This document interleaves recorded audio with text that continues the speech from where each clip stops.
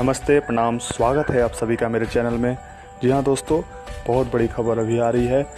कल सुबह, जी हाँ, कल सुबह यार 75 जो कि पवन सिंह का कल पोस्टर जारी किया गया था, ग्लोबल जंक्शन म्यूजिक से ये गाने को रिलीज किया जा रहा है कल सुबह 6:45 पर।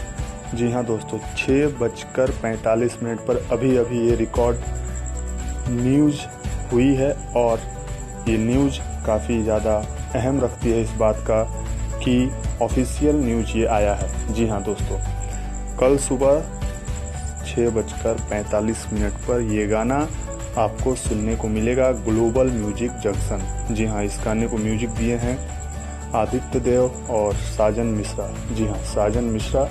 और इस गाने को अपने स्वर से पवन सिंह, जी हाँ, पवन सिंह ने इस गाने को अपने स्वर से सजाया है और ये गाना कल आप सभी के बीच होगा राजस्थानी घाघरा से पहले।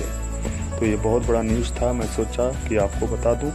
और इसी तरह की जानकारी के लिए कृपया मेरे चैनल को सब्सक्राइब शेयर जरूर करें और लाइक का बटन जरूर दबाएं ताकि इस तरह की खबरें आपको जल्द से जल्द मिल सके।